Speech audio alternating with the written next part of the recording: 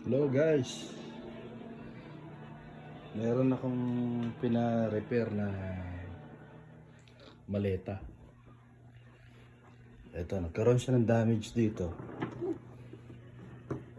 nung pabalik ako rito. Ngayon, pina-applyan ko ng stopak wrapping. So pag tumagal to ng 24 hours, matigas na to. Yung stopak wrapping na to, nasa kapal niya, nasa 1 mm lang. Tapos mayroong black wrapping na nilagay dito. Ang gagawin ko, itong portion na to, lalagyan ko rin ng black wrapping para balance na siya. Diba? Kesa itapon yung maleta, eh napapakinabangan pa. Magandang klase itong maleta na ito eh.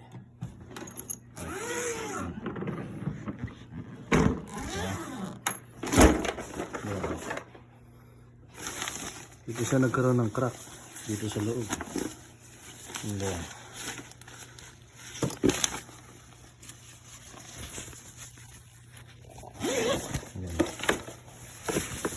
Dito. Itong loob na to, nilagyan din ng ng black wrap. Yan. Dahil yung nilagay niyang black tape eh kakulay ng hindi na gaano halata ito. Pero bago nilagyan ng black wrapping tape yan, pinahiran muna siya ng ng filler. Yung filler na yun parang masilya, within 24 hours matutuyo.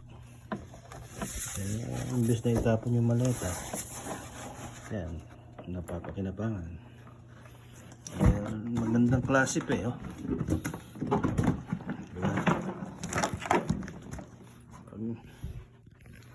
Pag okay pa, pag mapapakinabangan pa, pwede pa nating i-repair.